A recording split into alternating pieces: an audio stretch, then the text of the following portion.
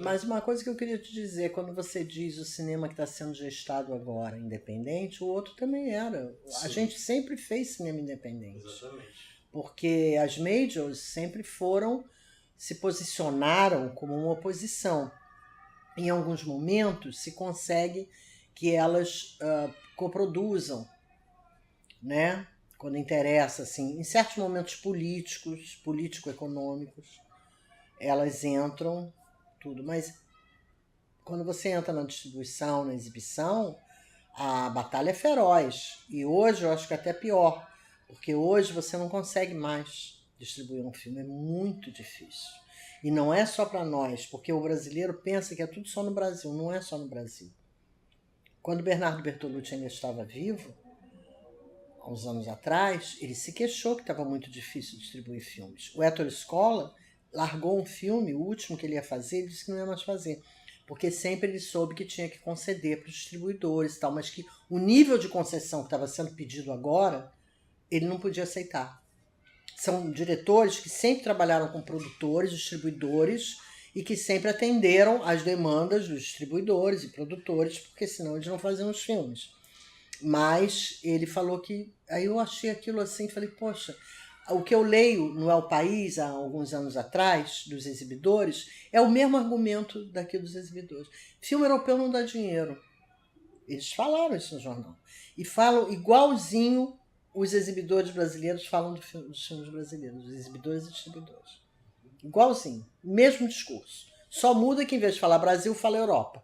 Porque como lá é a União Europeia, tem vários países, então em vez de eles falarem na Espanha, eles falam na Europa. Filme europeu não dá dinheiro na Europa. Então, quer dizer, não dá dinheiro. Então, isso é uma coisa que a gente tem que entender, que não é só uma particularidade brasileira. O problema é que o Brasil não defende como deveria, como a França defende com unhas e dentes. Porque a França ela foi terrível. Acabou a Segunda Guerra, ela não deu margem. Ela saiu com uma legislação. Pá! Hoje um contrato da Netflix na França é escrutinado. Eles não podem fazer o contrato que eles fazem. A França, eu vi uma reunião com os franceses há uns anos atrás, aqui no Brasil, e eles falaram, não, esse contrato aqui pra gente não, vai ter que mudar.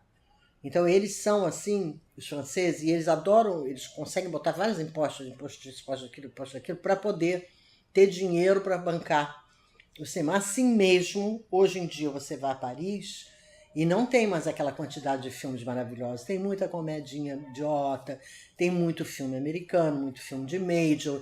Você encontra cópias velhas, arrebentadas, sendo reprisadas. Mas você não encontra mais aquela quantidade, entendeu? A maior parte agora, assim, no geral, dos cinemas maiores e tudo, são de filmes comerciais mesmo. Não é comercial mesmo, ou de majors, que mesmo que não seja muito comercial, em geral mas às vezes não tanto, também já tem uma entrada que já vem com fama, já vem com publicidade, já vem com tudo pronto.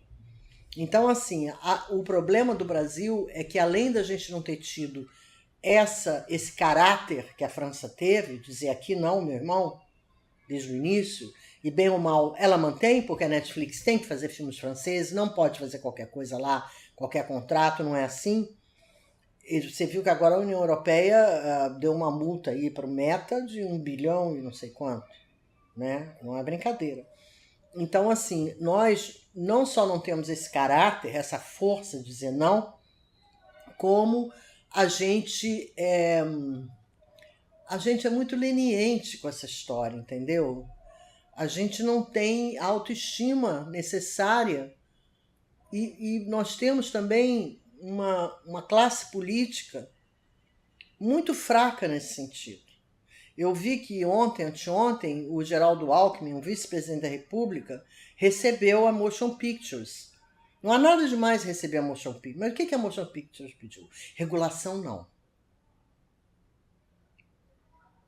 A coisa mais importante que eles pediram é não regulação. E vamos colaborar, vamos trabalhar junto. Aí vem todo um discurso que pode render 2 ou 3 coproduções, vamos dizer assim. Mas institucionalmente, assim, vamos dizer, não é uma coisa segura, não é uma coisa que corre, não é uma coisa que vai continuar acontecendo. Não, é uma, como eu te falei antes, é uma circunstância. E nessa circunstância eles abrem um pouquinho e pedem um pocão. E o Brasil dá um pocão e muitas vezes não recebe nem um pouquinho.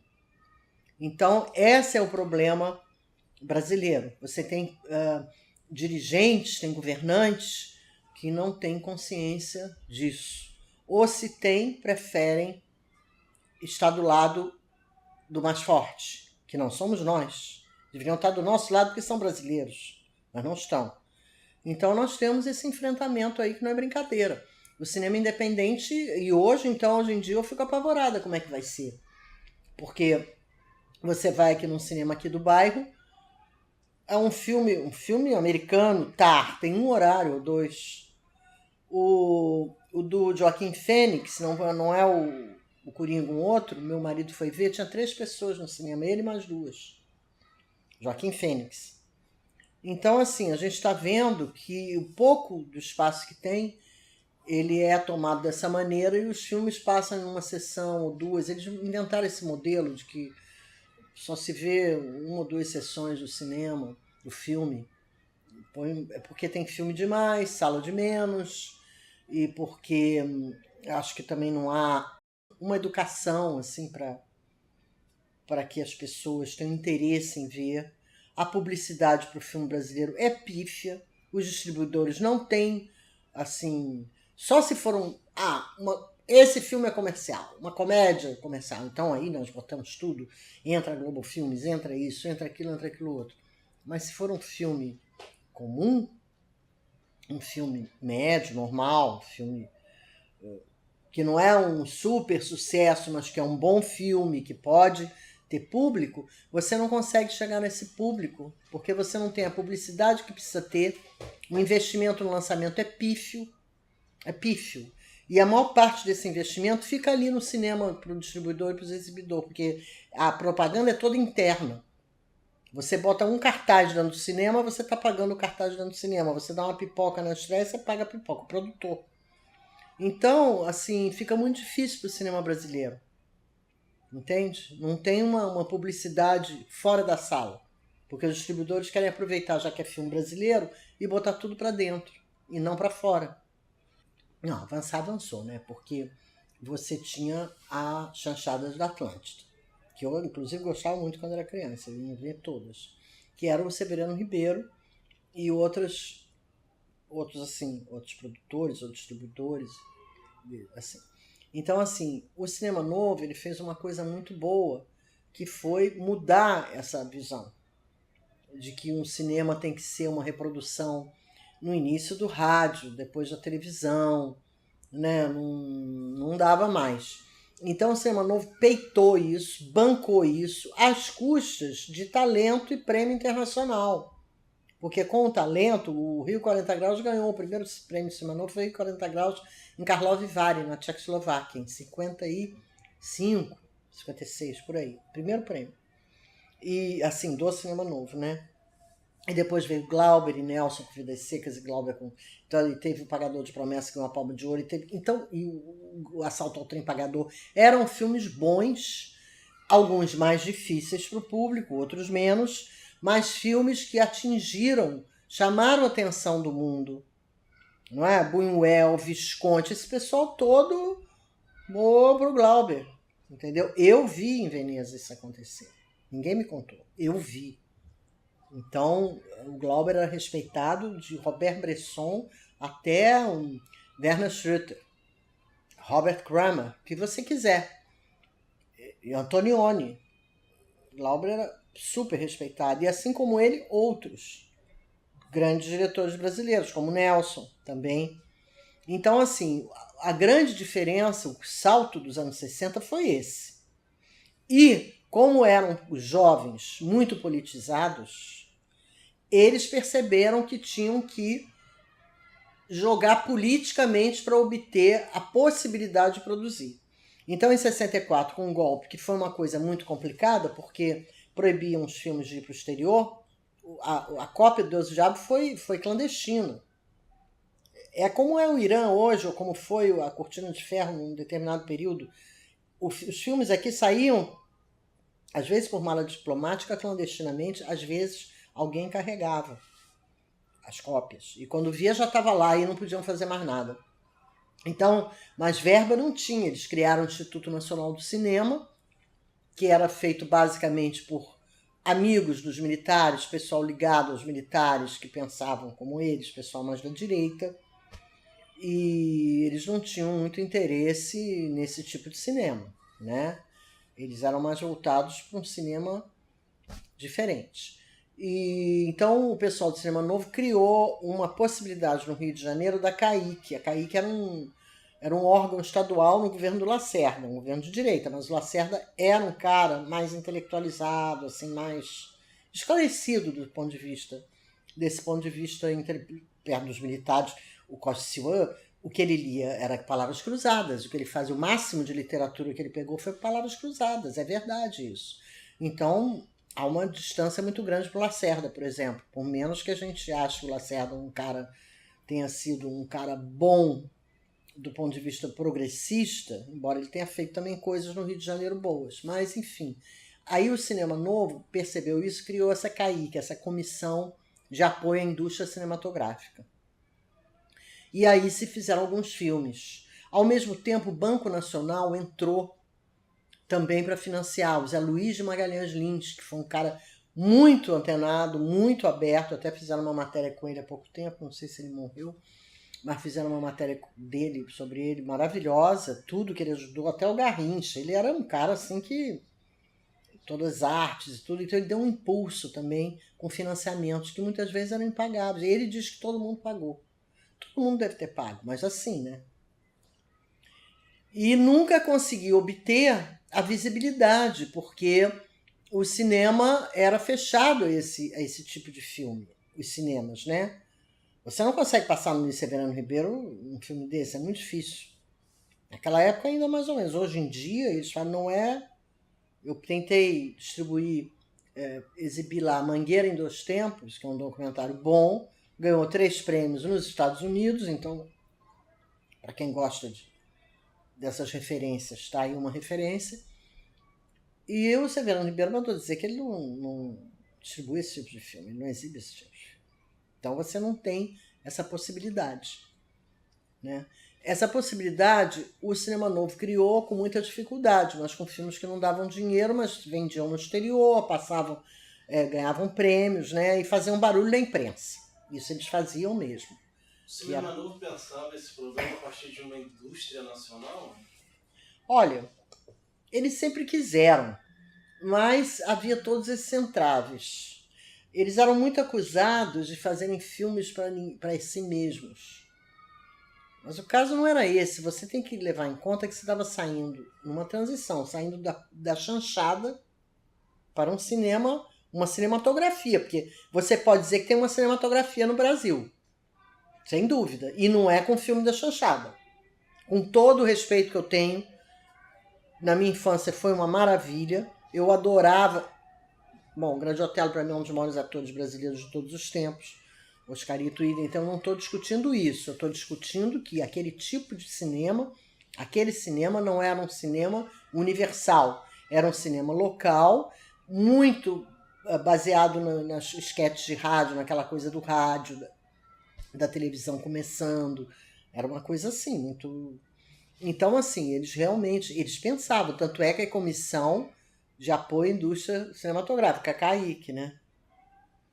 E então claro, eles sabiam que era indústria, mas eles sabiam que eles não alcançavam, que tinham muitos entraves. E depois é o seguinte, sempre houve, o Getúlio trocou por café, os filmes por café. Sempre houve isso no Brasil. O Mário Henrique Simons por sapato. Tá entendendo? Então vocês podem trazer todos os seus filmes a preço de banana, mas vocês abrem o mercado pra gente pro café. Vocês abrem o mercado pro sapato. E o Brasil não enxergava o que significava isso em termos de identidade, de soft power, de tudo. Entende? E eles entravam com tudo. Inclusive, pelo menos nos anos 60, tinha uma disputa das distribuidoras japonesas, a Toho Filmes, que passava os filmes do Kurosawa, dos franceses, que disputavam muito as comédias italianas que vinham, os franceses com a Nouvelle Vague. Então eles tinham a United France, sei lá, tinham várias distribuidoras assim que atuavam no mercado e que dava público, porque as comédias italianas davam... Na Itália, eles detestavam as comédias italianas. Eles falavam, essas comédias, isso aí acaba com o cinema italiano. Mas a gente adorava, porque eram comédias mais bem feitas, eram mais contemporâneas, vamos dizer assim, do que a chanchada, que era mais ingênua, mais de como é que se fala? Quando você paródias, sabe? Matar ou correr, tipo, sabe? Era coisa assim. Então, é claro, eles tinham essa visão, mas eles sabiam também que eles eram limitados nesse sentido. Nós tínhamos limites, né? Então, eles sempre trabalharam muito politicamente para romper esses limites. O que eu vi no Cinema Novo foi isso. A ruptura eles conseguiram com a Embrafilme. Aí, quando veio a Embrafilme, na reunião que houve com o futuro ministro do Geisel, que era o Reis Veloso, que já era ministro anterior, eu acho, do Médici. Houve uma reunião, o Nelson que articulou tudo isso com o Reis Veloso para transformar o INC, quer dizer, já tinha sido transformado em Embrafilme, mas era uma coisa assim, um órgão estatal, não era... O que eles falaram para o Reis Veloso? Tudo bem a produção, mas nós precisamos de distribuição. Nós não temos... Eles tocaram na ferida. Eu me lembro disso porque eu estava nessa reunião. Então foi Joaquim Pedro, falou muito nisso na época. Gustavo estava, Nelson, Leon. Esse pessoal todo, Glauber não estava na Europa, mas eles estavam, e isso foi em 73. E eles falaram, 73, 74, por aí.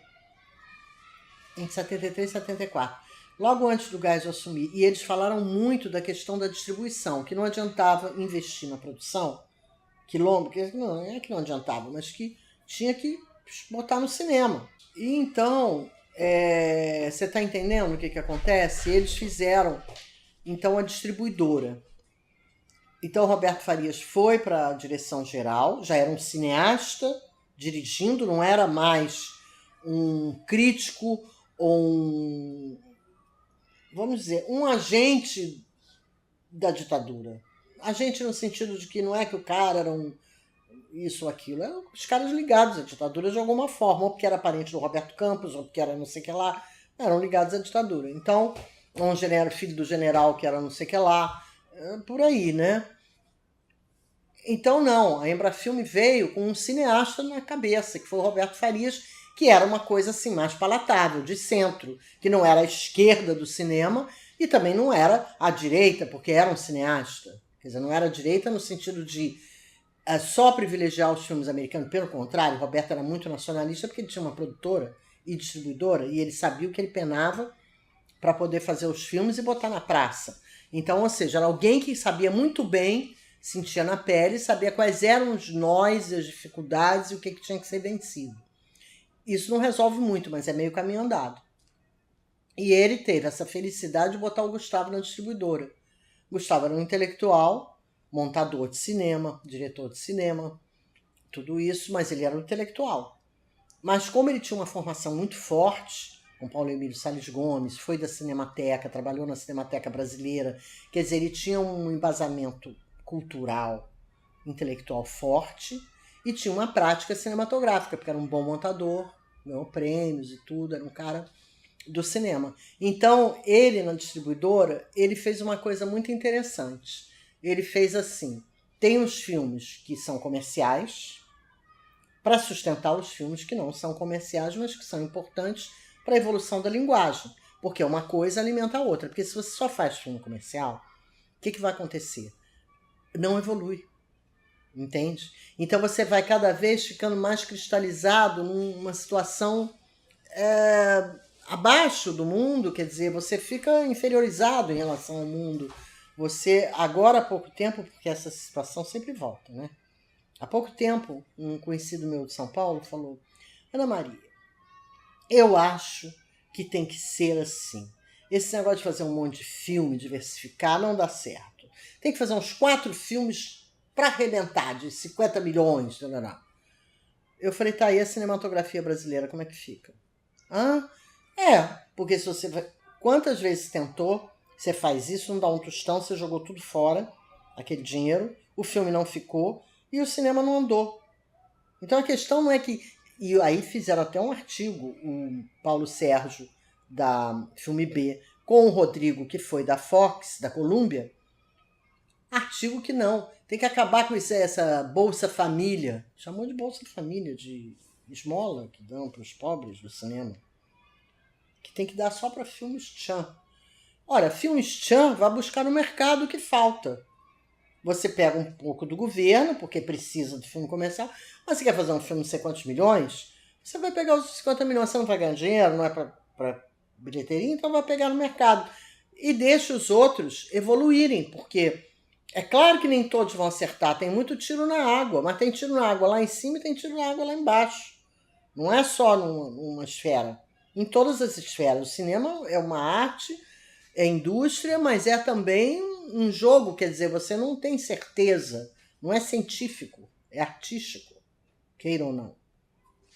Você pode ser científico no plano de lançamento, no plano de não sei o quê, mas na prática, no filme em si, não é bem assim que a banda toca, né?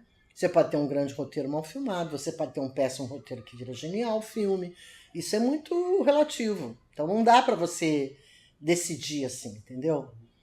E o que está acontecendo é que, de novo, essas forças retornam com todo o gás, porque se o Lula voltou, vai ter dinheiro para o cinema, então tem que ser para fazer filmes que possam competir no mercado internacional, por causa do orçamento.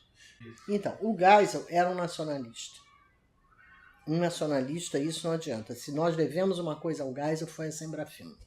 Porque ele não quis saber.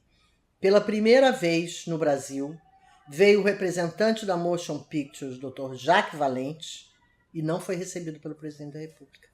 Porque toda vez que ele, ou o anterior, o Harry Stone, ou quem quer que fosse, era recebido pelo... O representante aqui era o Harry Stone, mas tinha outros da Motion Pictures, que a Motion Pictures tem gabinete na Casa Branca, não é... Eles sabem o que é a produção de cinema. Então, foi a primeira vez o Geisel falou que não, que ele fosse falar com o ministro da Educação, que não tinha ministro da Cultura, que era o Ney Braga. O Ney Braga, o pai dele tinha sido exibidor no Paraná, tinha tido um cinema no Paraná.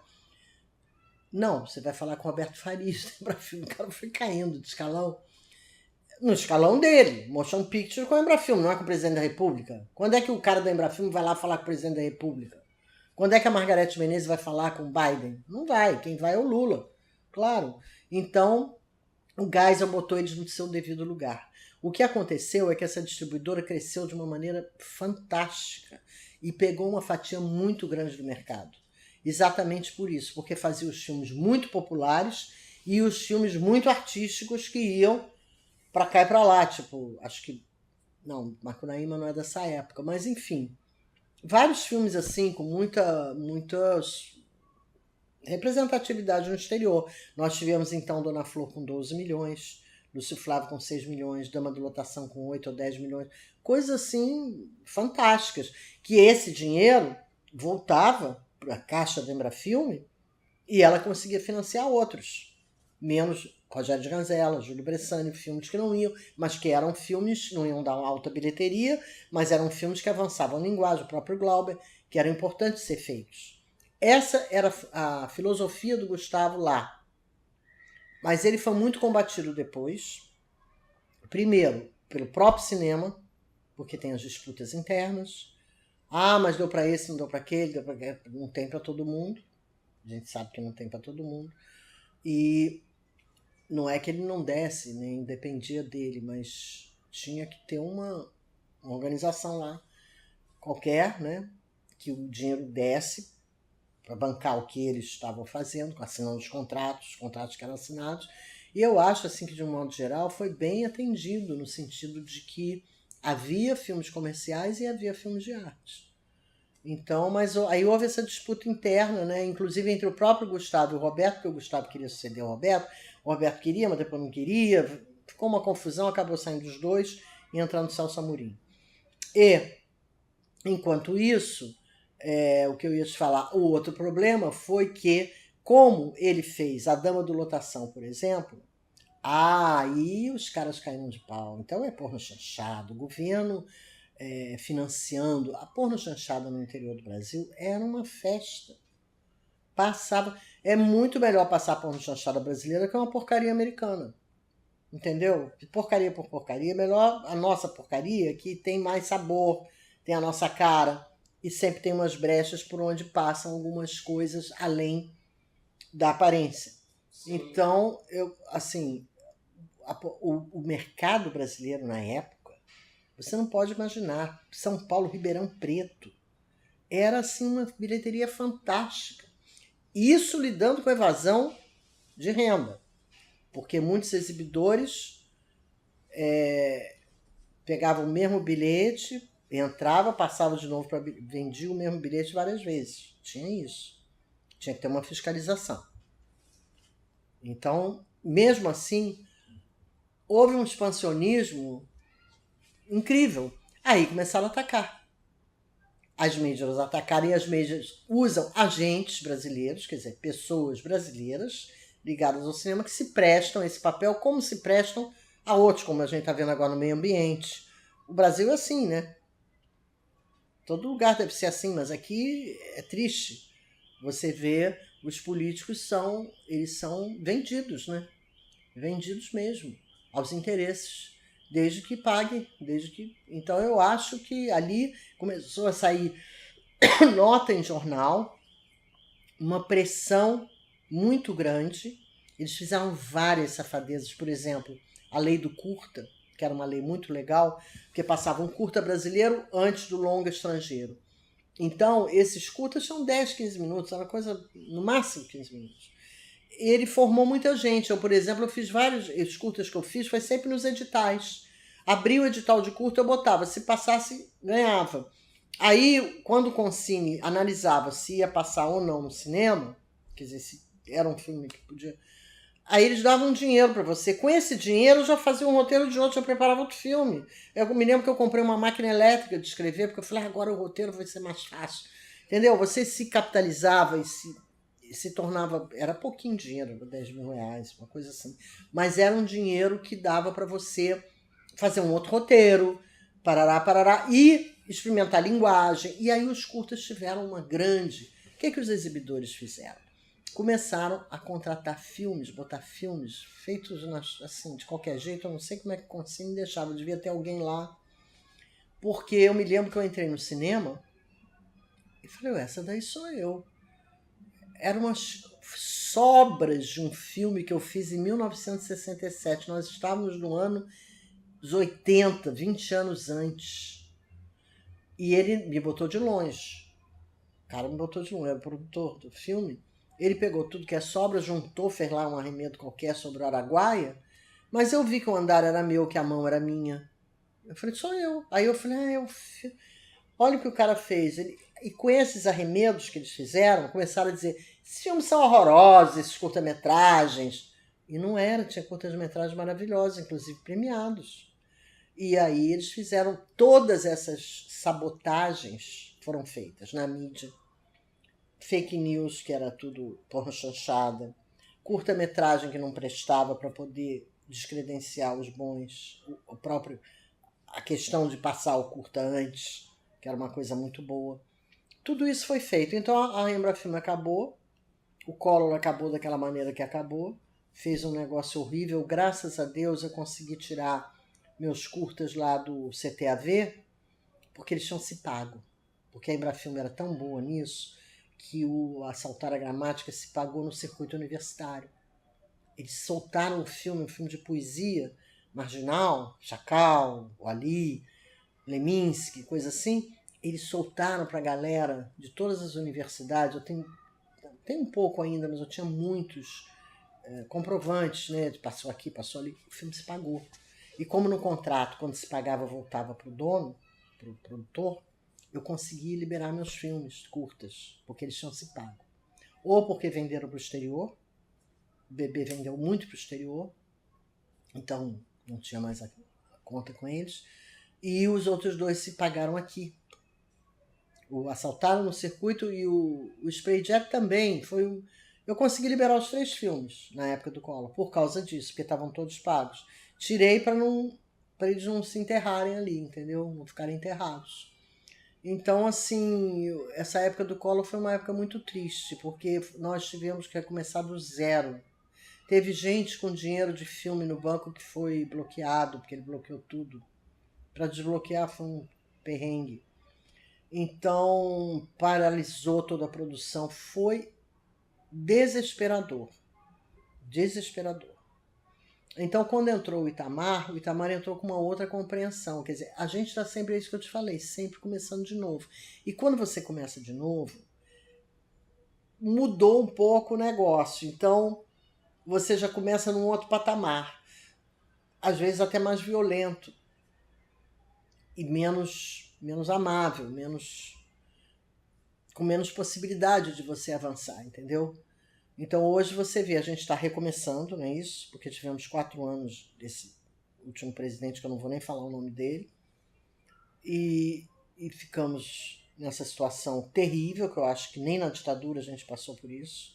Pois é, eu acho assim, dos anos 2000 para cá, houve um crescimento ótimo, democrático até, porque muita gente está fazendo filme, como você falou, a tecnologia permite isso. Mas houve também um crescimento artificial. Se você botava a Globo Filmes no filme, você tinha uma grande bilheteria. Esse valor que a Globo aportava, que não era em dinheiro, mas era em publicidade, merchandising, ele não entrava no orçamento. Então isso era uma artificialidade, um artificialismo. Porque o orçamento do filme não tinha esse valor agregado. É como se o filme custasse, vamos dizer, 5 mil, mas a Globo botou 5 mil, porque um anúncio da Globo, um merchandising da Globo, quanto é que vale? Então, na verdade, era 10 mil, não era 5 mil. Mas aí a Globo tinha uma fatia do filme grande, porque ela botava para dar dinheiro, e o filme dava. Aí, o meu filme deu muito público, deu, mas se não tivesse a Globo, não tinha dado. E deu, mas se você for contar o orçamento real, você vai ver que não deu tanto assim. Entendeu? Porque o orçamento não foi 5 mil, foi 10 mil. Tá entendendo? Então, assim, houve um lado artificial, uma bolha nesse negócio.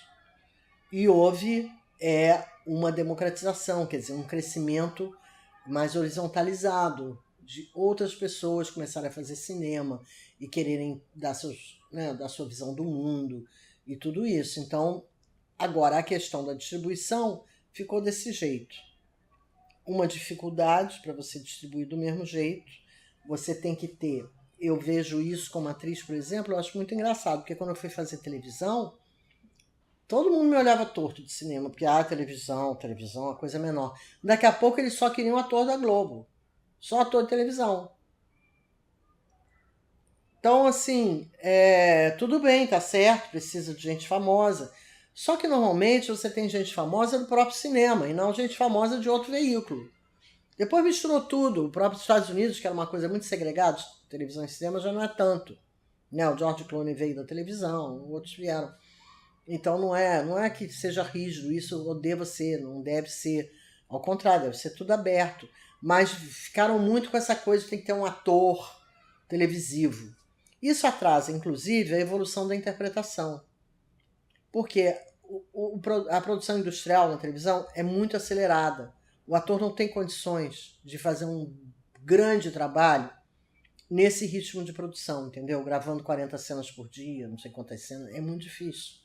Pode fazer, claro, mas o que acontece? Você acaba criando mecanismos de interpretação que sejam mais viáveis para você aguentar. E isso acaba com... Aí você tira isso, vai para o cinema, é aquilo ali, o cara não evoluiu, o cara não... Entende? Ele não foi adiante. Então a gente meio que para na década de 50, de 60 com a interpretação. Isso é muito ruim. Eu lembrei do Bar Esperança, que tem essa questão nesse filme. Eu nunca vi o Bar Esperança. Tem isso aí. Tá vendo? Então, é uma coisa que a gente sentia. O Carvana, inclusive, sofreu... Eu me lembro porque quando eu fui fazer TV ao vivo, em 68, eu me separei, tinha 18 anos. Aí meu ex-marido, Quero ver do que você vai viver. Poxa, eu trabalhava, né? Eu não ganhava muito porque era principiante no teatro, aquela coisa, cinema. Aí eu fiquei na bronca, sabe? Falei, que eu vou ver? Fui lá na Tupi. Aí o Maurício Sherman, do cinema, maravilhoso, vem fazer Cré com Cré, Zé com Zé. Aí lá fui eu fazer Cré com Cré, Zé com Zé. Me dava um cachê semanal, né? Aí eu encontrei o Carvana, nessa época, no Botequim.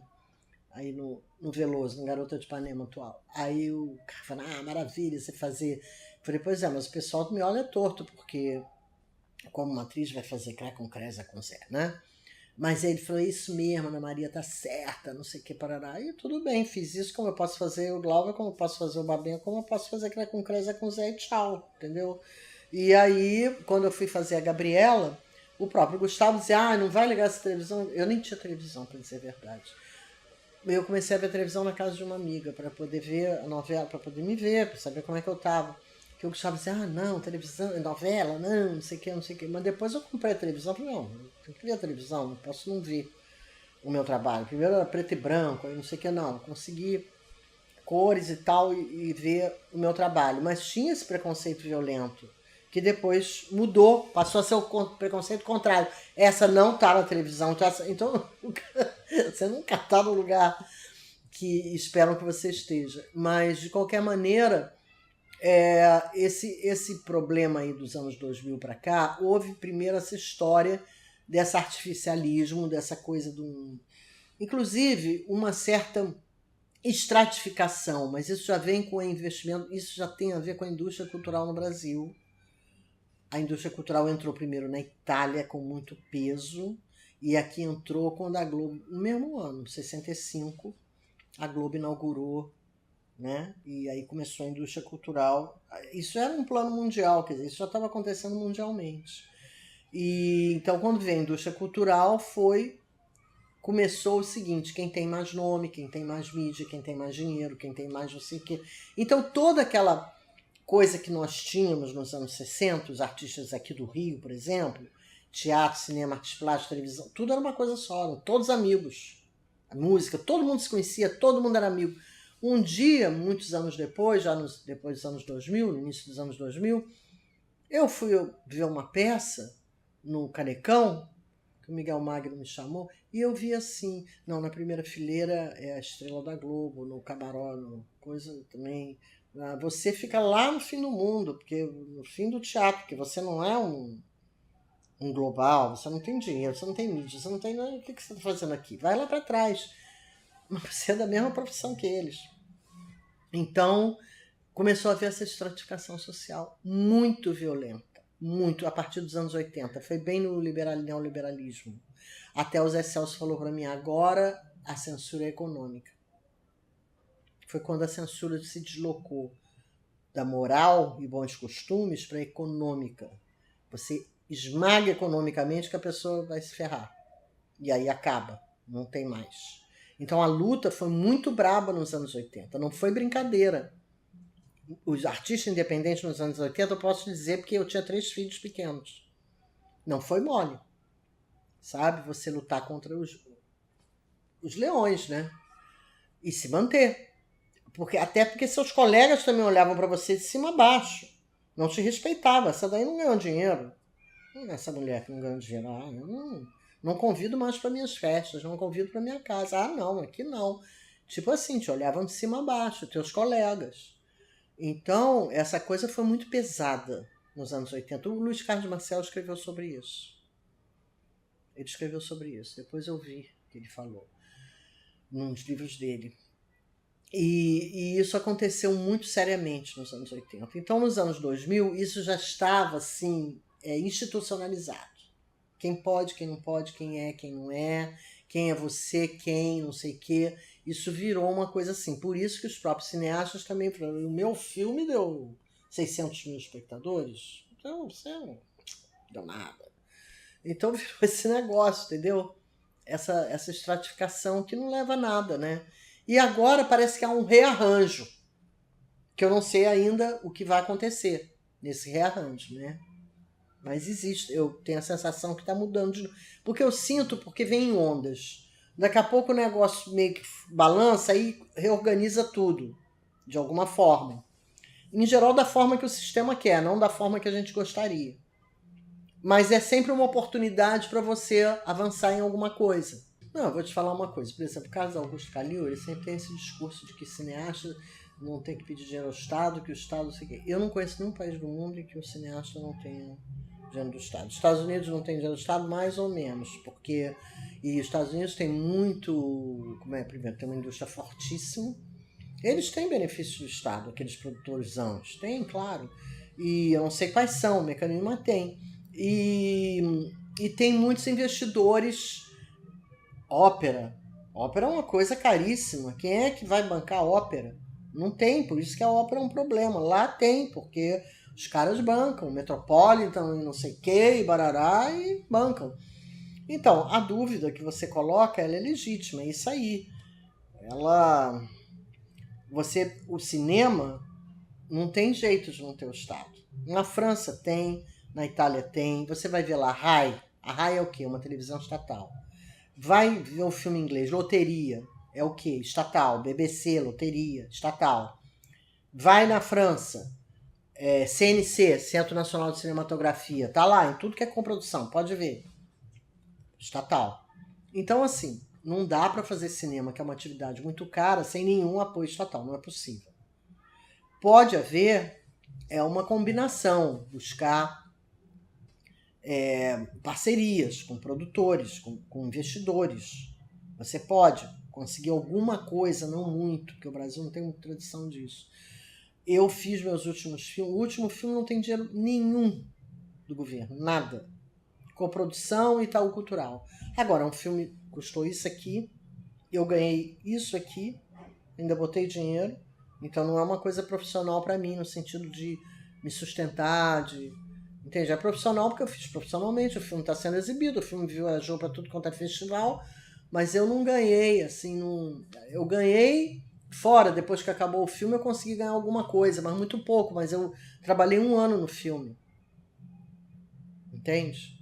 Ganhei 20 mil reais. Botei 5, depois mais 5, e agora botei mais 5, 15. Quer dizer, não ganhei nada, ganhei 5. Então, assim, consegue se fazer assim, mas assim não é uma coisa que dê. Porque aí o que acontece? Chega no lançamento, como é que você faz? Não tem dinheiro. Entende? Aí vem aquele distribuidor, não, vamos conseguir um dinheiro. Aí consegue o dinheiro fica todo ali no saguão. Mas é muito difícil, né? No Rede, por exemplo, é um filme que eu queria fazer nos anos 80, antes do Burle Marx morrer, e cada vez que eu chegava numa instituição e falava Afonso Eduardo Rede, olhavam para mim como se eu fosse um ET. O cara fez o Aterro do Flamengo, o Museu de Arte Moderna, o Minhocão, o lá de Conjunto Habitacional de Benfica. Importante. Cara importante, fundamental na arquitetura e no urbanismo brasileiro. Carioca, do Rio também, no urbanismo do Rio, e nada. Então, assim, isso é que acontece. O Darcy eu consegui, graças a Dilma Rousseff. Graças a Dilma Rousseff. Eu quis muito fazer, é um filme, uma série muito trabalhosa, muito trabalhosa. O produtor não conseguia entender isso. Ele não conseguia entender, achava que eu estava demorando na montagem, que isso, que aquilo outro, mas é que não. O primeiro episódio foi muito difícil, porque depois você já pega o esquema que você quer fazer, como você quer fazer, né? Mas até você chegar no primeiro episódio, que é o que você determina qual vai ser a linguagem, como vai ser, né? Então você não tem a fórmula pronta, você tem que ver o material que você tem e ir trabalhando. Para mim, foi uma grande alegria fazer, embora não tenha me compensado emocionalmente nem financeiramente. Foi muito desgaste pessoal para mim. Muito. Em tudo. Mas é uma série importante. As pessoas todas que vêm me falam isso. Eu fico chateada que ela não seja distribuída para as escolas, que ela não seja distribuída para as universidades, entendeu? A própria TV Brasil, que é coprodutora, eu mandei um recado, porque eu também não conheço as pessoas de lá. Não conheço. Eu mandei um recado dizendo, olha, vocês estão passando filmes da ditadura, tudo isso. Tem a série Darcy que é de vocês, não tem que pagar nada, vocês botam no ar. Não puseram. Então, assim, é muito difícil. Quando nós lançamos a série, que a TV Brasil me chamou, ela me chamou para dizer que não ia fazer nada. Eu falei, mas um monte de gente da TV Brasil e eu ali. Mas como não vai fazer nada? Não, não temos dinheiro. Eu falei, mas vocês têm como fazer propaganda na própria TV Brasil. Ué, que nem a Globo faz. Você vê o Jornal Nacional, 5 minutos é sobre The Town, um festival que a Globo produz, entendeu? Mas não sei o que, Globo Repórter, mas não sei o que, eles se autopromovem. É assim que se faz. Não tenho dinheiro, mas tenho um meio. Falei, pega as rádios da EBC e manda me entrevistar. Bota as televisões. Não fizeram nada. Nada. Olha que eu briguei. Você não sabe como eu brigo, hein? Quando eu brigo. Eu sou dura na queda. Eu sou carne de pescoço mesmo. Mas não houve meio. Eles não fizeram nada. Aí tá. Para você ter uma ideia, a audiência em São Paulo foi melhor do que no Rio, pro Darcy. O pessoal de São Paulo é mais interessado, vai procurar. Aqui ninguém divulgou. Agora, é uma série que até hoje roda, não para de rodar em televisões, e as pessoas falam dessa série. E o pessoal do Darcy, o pessoal que trabalhou com o Darcy, o pessoal que foi ligado ao Darcy, me diz sempre que é o melhor trabalho feito sobre o Darcy, mais completo, e que tinha que estar em todos os lugares, mas não está. Você entende? Isso, o que eu posso fazer? Eu não posso fazer nada. Sabe? Como é que eu vou sacudir a cabeça das pessoas? É como dizia o Robert Crumb, dá vontade de abrir a cabeça que nem abridor de lata. Fazer abrir e tirar, e sai o negócio, porque não é possível. Então, assim, o Darcy é uma coisa muito boa que me deu essa satisfação de ter feito um trabalho sério, honesto, que retrata o Brasil da época dele, o Brasil dele, que informa as pessoas e que precisaria ser mais divulgado. Mesmo assim, ela anda sozinha porque ela tem valor. As pessoas gostam, se identificam, sentem alguma coisa ali e pronto. E ela tem emoção. Apesar de ter muita entrevista e tudo isso, ser muito racional, ela também tem muita emoção. Porque o Darcy imprime muita emoção no modo como ele fala. É a vida dele, né? E eu também me sinto muito ligada nos temas da antropologia, na educação. Meu pai é um dos personagens do filme, da série. Meu pai era presidente da Câmara quando o Jânio renunciou. Quer dizer, meu pai era vice-presidente e ficou na presidência. E foi ele que o Darcy foi falar para votar a Universidade de Brasília, que estava emperrada. No dia da renúncia do Jânio. Meu pai falou, não. Ai, boa ideia. Mandou ele fazer, ele fez. Sugeriu e papai, pum, e votaram. E a Universidade de Brasília passou na Câmara. Isso foi um trabalho do Darcy com meu pai e o Josué de Castro no plenário, que nem estava entendendo o que aconteceu. Pronto, a questão de ordem aprovada, pronto, votou. Entende? É assim o grito que é feito no Brasil. Porque senão não vai. Então, essa série, para mim, tinha um valor até pela minha amizade com o Darcy, né? Claro, por tanto que eu gostava dele, pelo meu pai, por mim, pela história que eu vi na minha vida. Eu sou muito ligada, sabe, com o Brasil, muito. Hoje eu sou menos, eu gosto mais de uma certa distância, porque machuca muito. O Brasil machuca muito os que o amam. Os que não amam, ele trata muito bem. Então, recompensa, não é que trata, recompensa bem. Mas os que amam não são bem recompensados. Mas tudo bem, é o meu trabalho e eu vou continuar fazendo, não vou perder por causa disso. Então teve o Ride, teve o Darcy, teve Mangueira em 2 Tempos, que foi outra drama para fazer. Uma moça que eu pedi para captar recursos, quando viu a foto das pessoas, achou elas feias, assim, então não quis. Não, eu estou ocupado, me cozinhou, eu fiquei tão irritada, porque ela logo dizia, não quero, não faço coisa de pobre, sabe? Faz assim, pronto. Já sei, você não faz coisa de pobre, não é para você, obrigada. Não fez, mas olha, foram anos e anos e anos para fazer isso. Anos. Eu fiquei até com um herpes aqui, que ficou um buraco no meu queixo até hoje, por causa de 2 editais que eu entrei, BNDES e Petrobras, para esse filme, e não ganhei. Passei noites e noites e noites debruçada no computador fazendo. Não ganhei. Continuei insistindo. Até que eu consegui fazer assim também. Com a ajuda da Secretaria do ISS, Secretaria Municipal de Cultura.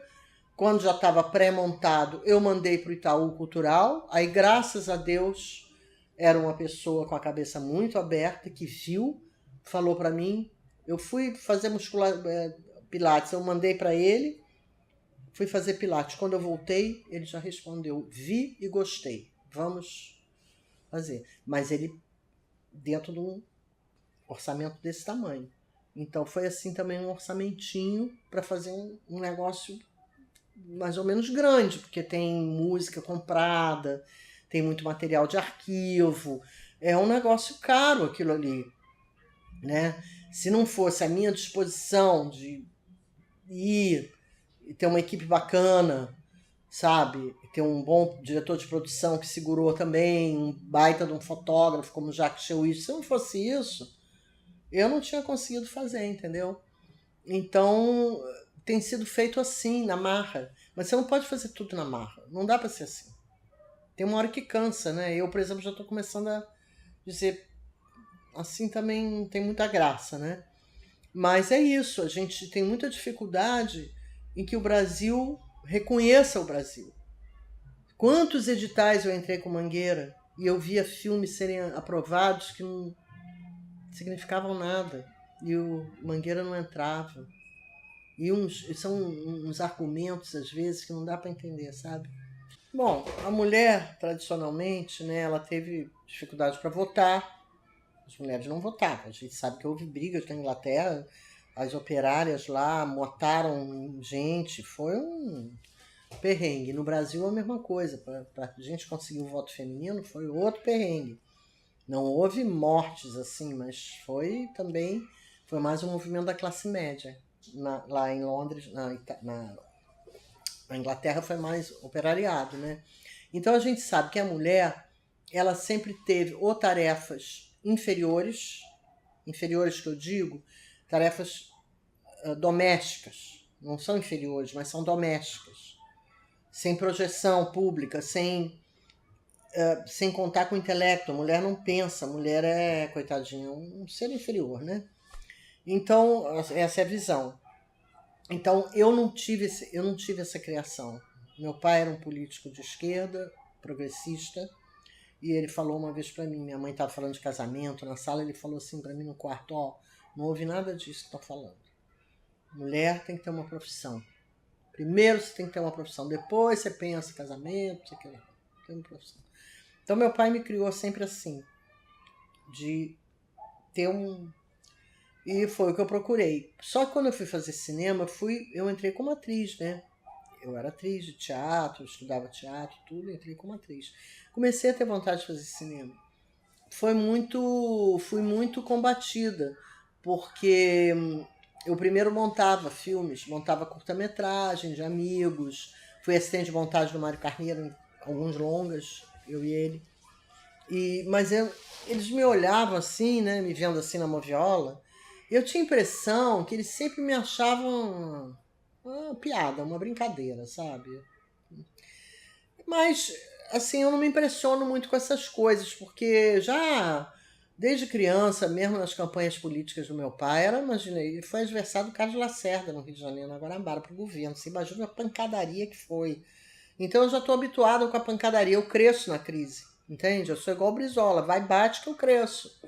Então, essa coisa, quanto mais faziam isso, eu me sentia assim, muitas vezes humilhada, né? Porque eu dizia, pô, não me levam a sério, né? Uma coisa... Outro dia eu encontrei uma amiga, Marta Alencar, esposa viúva do Carvana, e ela falou, poxa, você foi... Ela falou para uma amiga nossa, essa daí foi tão maltratada, tão perseguida, tão tudo... E é uma pessoa séria como ela é, que faz o filme sério. Quando ela falou isso pra mim, foi bom pra eu não achar que era paranoia minha, que eu tava vendo coisa onde não tem. A gente sente, né? Ninguém é bobo, todo mundo é sensível. Então foi muito difícil. E quando você tem uma posição de comando, como por exemplo no caso de direção, eu me lembro de um curta-metragem, os fotógrafos, né? Aí tem aquele problema. Você é uma ignorante. É claro que eu não tenho todo o conhecimento. É claro que eu não tive essa formação intelectual, assim, do cinema como, né? Eu fui formada para atriz, eu não fui formada... Mas eu fui aprendendo, quando eu fui montar, eu fui aprendendo, fui vendo tudo isso. Então, assim, eu me lembro que eu fui fazer um curta, eu falei, olha, eu quero a luz assim, assim, para sequência de abertura. A primeira sequência do filme, que foi a primeira que eu filmei. Aí o cara não fez nada do que eu pedi. Falou, olha aí. Aí eu falei, não, não era isso. Faz o seguinte, falei para ele, bota um refletor aqui e o outro aqui. Aí ele ficou olhando para mim e falou, você é esperto, hein? Tá bom?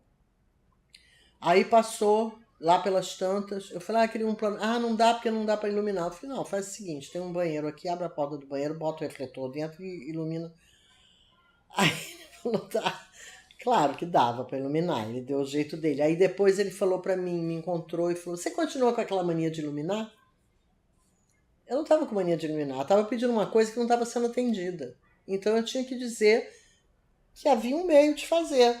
Pode ser um meio mais grosseiro, um meio não tão requintado, mas é um meio de fazer. Aí ele que requintasse. Mas não vou fazer o que ele quer. Ele vai fazer o que eu quero, porque eu que sou a diretora e eu que pedi.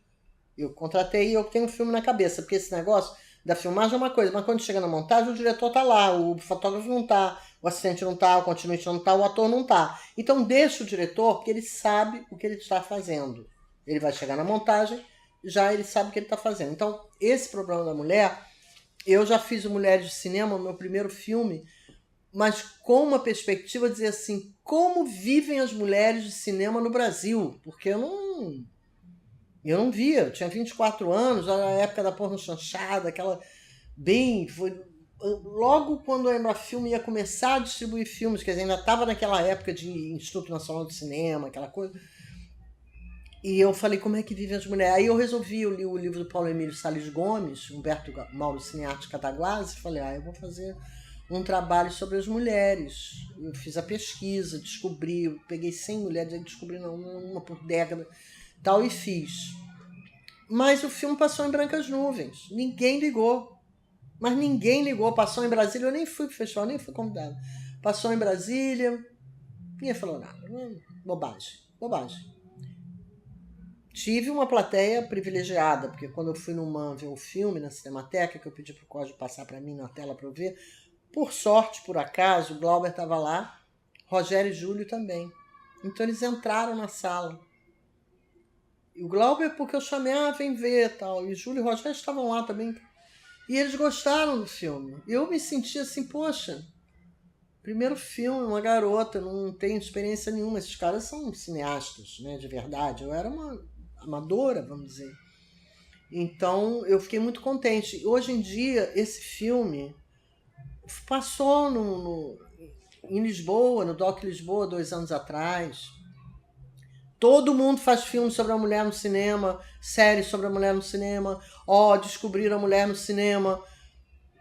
Eu já estava vendo isso, né? O que esses embates existem ainda hoje. Sabe? As pessoas não te respeitam, acham que você é apenas uma mulher. Essa é a verdade. Mas as mulheres pensam, as mulheres têm uma vantagem grande que é a emoção, e pela emoção o pensamento clareia mais, fica mais agradável, fica menos pesado, fica mais leve, e você consegue transmitir melhor a ideia. Então eu acho que, sabe, esse negócio da mulher ainda tem um caminho grande para percorrer. Mas já está melhor, está mais... Agora, tem que ter cuidado com esse neofeminismo, porque também essa questão identitária é muito complicada. Para mim, eu acho que isso é tudo importado, e é importado da pior maneira possível, porque se você pensar, as políticas identitárias sempre foram profundamente fascistas ou nazistas, então não interessa. Sabe, uma coisa você defendeu a mulher, defendeu o negro, defendeu o pobre, defendeu o transexual. Outra coisa é fazer uma guerra, não só serve esse, o outro é o inimigo, e não sei mais o que. Não, nós somos uma espécie humana. É uma espécie humana. Todos nós somos horrorosos e maravilhosos. Não importa se é homem, se é mulher, se é... O que é? Não importa. Todos nós somos assim. Então a gente tem que ter uma consciência mais holística, vamos dizer, sabe? Sem abrir mão, claro, de defender os mais frágeis, né? De dar suporte para os mais frágeis e de tentar com que todos tenham, que haja uma igualdade na sociedade. Isso a gente tem que batalhar por isso. Não conseguimos até agora, mas ainda pode ser que a gente consiga alguma coisa. O papel do cinema é primeiro abrir o olho das pessoas, né, do espectador, das pessoas, né, chamar para uma verdade, para uma realidade, né, pela emoção, pelo conhecimento. Eu acho que o cinema tem um papel muito importante, sim. E sobretudo porque tem a televisão, passa na televisão, as pessoas têm acesso gratuito quando é na televisão. Quando é no cinema já muda um pouco, porque tem que ter dinheiro, o pessoal pobre não frequenta, não tem nem entra no cinema, que é um problema. Tinha que ter cinemas nas comunidades, tinha que ter cinemas por toda parte. Mas o cinema tem esse papel de conscientizar, sim. Eu mesma vivi várias transformações na minha vida vendo um filme que me chamava atenção para uma coisa e eu começava a ver em mim aquilo e perceber e pensar sobre o assunto, a luta armada no Brasil, um monte de coisas mexeram comigo e me fizeram pensar. Eu acho que as outras pessoas também. O cinema tem esse papel, sim, com certeza. E você pode ver até num grande cinema, no cinemão, você vai a Cannes ver os filmes. Quais são os filmes que estão passando? Do que está tratando? O Scorsese está tratando de massacre indigenista, genocídio indigenista lá nos Estados Unidos, né? O outro cada um está tratando de coisas assim. Os filmes estão tratando desses temas. Isso é o pensamento sobre a humanidade. Esse é o papel, um papel muito importante. É tão importante quanto os livros. Entende? Eu acho fundamental. Agora, a gente tem que conseguir passar os filmes, né? Senão não adianta. E para fechar, eu queria que a senhora falasse sobre a importância do cinema do Nelson. Assim, qual foi a grande contribuição, né? Assim, de uma forma geral. Bom, o Nelson começou dizendo: todos podemos fazer cinema, não precisamos ficar presos a todas essas coisas. Ele foi o primeiro que fez Rio 40 Graus, também numa luta de guerrilha aqui no Rio. Primeira coisa. Por isso que ele não gostava de ser associado ao cinema novo. Porque ele veio antes. Né? Ele demonstrou. E também porque ele é uma pessoa de baixa classe média, que veio de São Paulo, não era um menino da PUC, não era um burguês, não era um... Era um homem, e daí talvez que eu acho que ele se identificava muito com o Leon Hirschman, que também era um cara de baixa classe média, do Meyer, não sei, de algum lugar mais distante, não da Zona Sul, da Zona Norte. E o Nelson, além disso, o Nelson era um grande pensador, né? O Nelson era um cara com uma visão do mundo muito larga, com uma dose de ironia enorme, quer dizer, com uma dose de crítica, autocrítica e crítica. Ele era extremamente crítico e com uma inteligência maravilhosa e muito conhecimento. Ele era um cara que tinha muito conhecimento.